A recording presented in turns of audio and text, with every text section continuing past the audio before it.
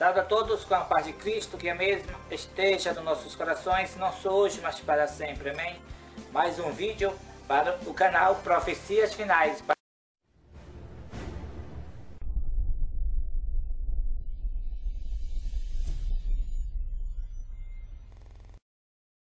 Cristo e sua justiça. Capítulo 2. Como consideraremos a Cristo? Mas como devemos considerar a Cristo? Tal como ele próprio se revelou ao mundo, segundo o testemunho que ofereceu a respeito de si mesmo. Nesse maravilhoso discurso registrado no 5º capítulo de João, Jesus declarou: "Pois assim como o Pai ressuscita e vivifica os mortos, assim também o Filho vivifica aqueles a quem quer. E o Pai a ninguém julga, mas ao Filho confiou todo o julgamento, a fim de que todos honrem o Filho, do mesmo modo porque honram o Pai. Quem não honra o Filho não honra o Pai que o enviou." Versos 21 a 23, de João 5. A Cristo é confiada a mais elevada prerrogativa, a de julgar. Ele deve receber a mesma honra que é devida a Deus em razão de ser Deus. O discípulo amado oferece este testemunho: "No princípio era o Verbo, e o Verbo estava com Deus, e o Verbo era Deus." João 1:1. Que esta palavra divina não é outro senão Jesus Cristo é demonstrado no verso 14. "E o Verbo se fez carne, e habitou entre nós, cheio de graça e de verdade, e vimos a sua glória, glória como a do unigênito do Pai." A palavra estava no princípio. A mente do homem não pode assimilar as eras abrangidas nesta frase. Não é dado aos homens saber quando ou como o Filho foi gerado, mas sabemos que ele era a palavra divina, não simplesmente antes de ter vindo à terra para morrer, mas mesmo antes de ser criado o mundo. Pouco antes de sua crucifixão ele orou: "E agora, glorifica-me, ó Pai, contigo mesmo, com a glória que eu tive junto de ti, antes que houvesse mundo." João 17 verso 5. E mais de 700 anos antes de seu primeiro advento, a sua vinda foi assim predita pela palavra da inspiração: "E tu, Belém Efrata, pequena demais para figurar como grupo de milhares de Judá, de ti me sairá o que há de reinar em Israel, e cujas origens são desde os tempos antigos, desde os dias da eternidade." Sabemos que Cristo procedeu veio do Pai, João 8 verso 42, mas isso está tão recuado nas eras da eternidade a ponto de estar além do alcance da mente do homem. É Cristo Deus. Em muitos lugares da Bíblia Cristo é chamado de Deus. O salmista declara: "Fala o poderoso, o Senhor Deus, e chama a terra desde o levante até o poente. Desde Sião, excelência de formosura, resplandece Deus. Vem o nosso Deus, e não guarda silêncio. Perante ele arde um fogo devorador, ao seu redor esbraveja grande tormenta. Intima os céus lá em cima, e a terra, para julgar o seu povo. Congregai os meus santos, os que comigo fizeram aliança por meio de sacrifícios. Os céus anunciam a sua justiça, porque é o próprio Deus que julga." Salmo 50, verso 1 a 6. Que esta passagem faz referência a Cristo pode ser percebido, primeiro, pelo fato já aprendido de que todo julgamento é atribuído ao Filho, e, segundo, pelo fato de que é por ocasião do segundo advento de Cristo que ele envia os seus anjos para reunir os seus eleitos dos 4 ventos. Mateus 24 verso 31. Vem o nosso Deus, e não guarda silêncio. Não. Pois quando o próprio Senhor desce do céu, será ouvida a voz de arcanjo, e ressoada a trombeta de Deus. 1 Tessalonicenses 4 verso 16. Essa voz será do Filho de Deus, a ser ouvida por todos que estão em suas sepulturas, e que fará com que delas saiam. João 5 verso 28 e 29. Em companhia dos justos vivos eles serão reunidos no ar para encontrar ao Senhor, para estarem para sempre com Ele, e isso constituirá a nossa reunião com Ele. 2 Tessalonicenses 2 verso 1. Comparar com os Salmos 50 verso 5, Mateus 24 verso 31, e 1 Tessalonicenses 4 verso 16. Perante ele arde um fogo devorador, ao seu redor esbraveja grande tormenta, pois quando o Senhor Jesus for revelado do céu com os seus poderosos anjos, será em chama de fogo, tomando vingança contra os que não conhecem a Deus e contra os que não obedecem ao Evangelho de nosso Senhor Jesus. Segundo Tessalonicenses 1 verso 8. Assim sabemos que os Salmos 50 verso 1 a 6 é uma vívida descrição da segunda vinda de Cristo para a salvação do seu povo. Quando ele vier, será como um Deus poderoso. Comparar com Abacuque 3. Este é um de seus títulos legais.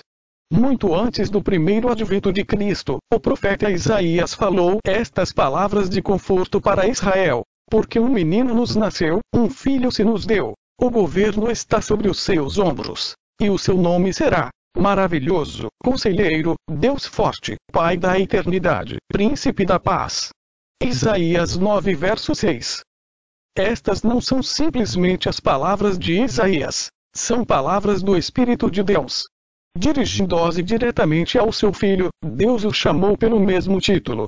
No Salmo 45 verso 6 lemos estas palavras: O teu trono, ó Deus, é para todo sempre. Cetro de equidade é o cetro do teu reino. O leitor casual pode considerar isto simplesmente a atribuição de louvor do salmista a Deus, mas quando nos volvemos ao Novo Testamento, descobrimos tratar-se muito mais do que isso. Descobrimos que Deus, o Pai, é quem fala e que está se dirigindo ao Filho, chamando-o de Deus. Ver Hebreus capítulo 1 verso 1 e 8. Esse nome não foi dado a Cristo em consequência de alguma grande realização, mas é seu por direito de herança. Falando do poder e grandeza de Cristo, o autor de Hebreus declara que muito melhor do que os anjos, porque tornou-se superior aos anjos, quanto herdou mais excelente nome do que eles. Hebreus 1 verso 4. Um filho sempre por direito leva o nome do pai, e Cristo, como filho unigênito, tem por direito o mesmo nome. Um filho, também, em maior ou menor grau, a reprodução do pai, tem em alguma medida os aspectos e características pessoais de seu pai. Não perfeitamente, porque não há reprodução perfeita entre os seres humanos. Mas não há imperfeição com Deus, ou em qualquer de suas obras, e assim Cristo é a expressa imagem da pessoa do Pai. Hebreus 1 verso 3. Como filho do Deus, que tem existência própria, ele tem por natureza os atributos da divindade. É verdade que há muitos filhos de Deus, mas Cristo é o Filho unigênito de Deus e, portanto, o Filho de Deus num sentido em que nenhum outro ser jamais foi ou poderá ser. Os anjos são filhos de Deus, como foi Adão, Jó 38 verso 7, Lucas 3 verso 38, por criação. Os cristãos são os filhos de Deus por adoção, Romanos 8 verso 14 e 15, mas Cristo é o Filho de Deus por nascimento. O autor de Hebreus adicionalmente mostra que a posição do Filho de Deus não é uma que Cristo haja sido elevado, mas sim uma que tem por direito. Ele declara que Moisés foi fiel em toda a casa de Deus, como um servo, Cristo, porém, como filho, sobre a sua casa. Hebreus 13:6. E ele também declara que Cristo é o edificador da casa. Verso 3. É ele quem constrói o templo do Senhor e se reveste de glória.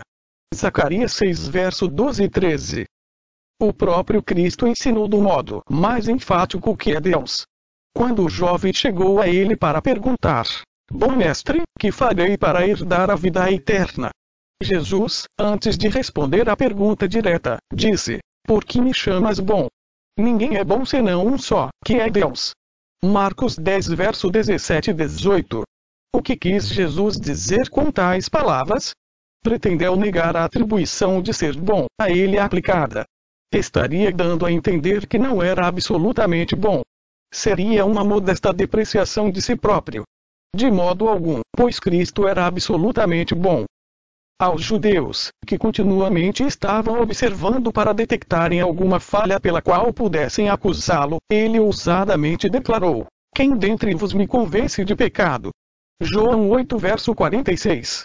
Em toda a nação judaica, homem algum poderia ser encontrado que tivesse jamais visto a ele fazer algo, ou ouvi-lo pronunciando uma palavra que tivesse a mínima semelhança com o mal, e aqueles que estavam determinados a condená-lo só poderiam fazê-lo mediante falsas testemunhas contra ele levantadas.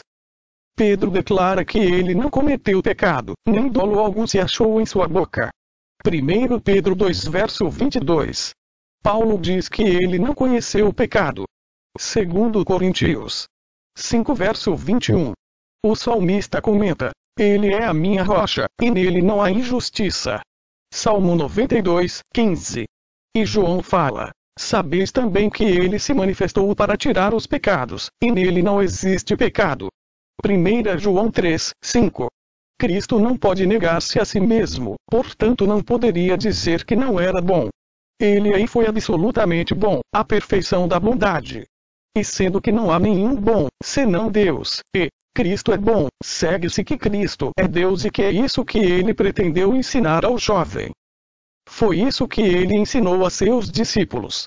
Quando Filipe pediu a Jesus: Mostra-nos o Pai, e isso nos basta, Jesus declarou-lhe: Há tanto tempo estou convosco, e não me tens conhecido. Quem me vê a mim, vê o Pai.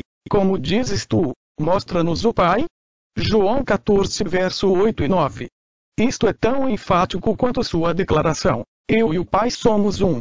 João 10 verso 30.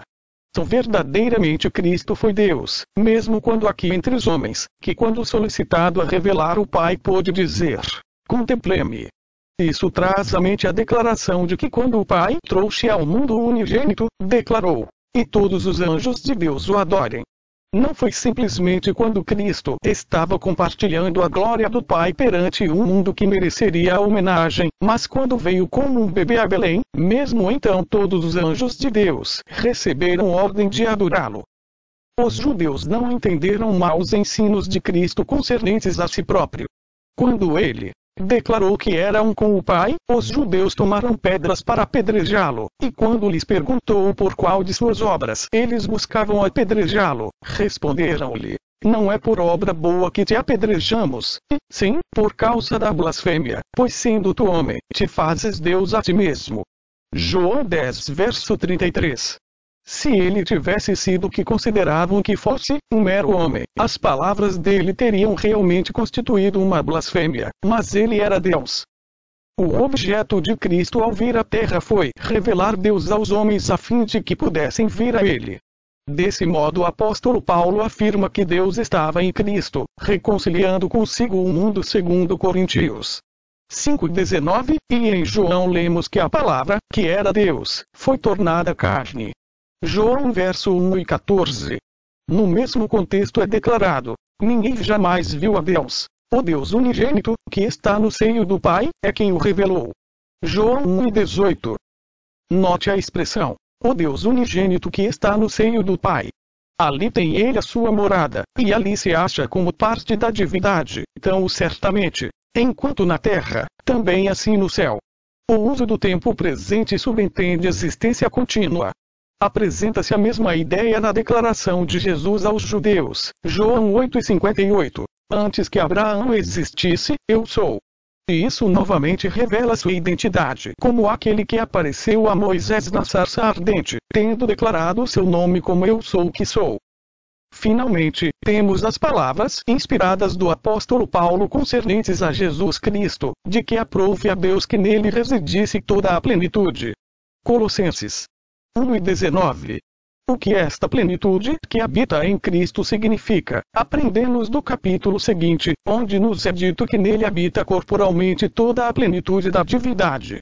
Colossenses 2:9.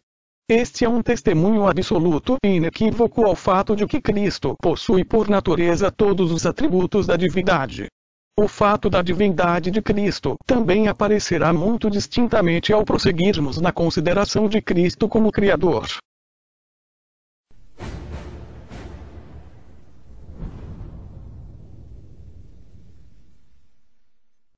Prepare-se.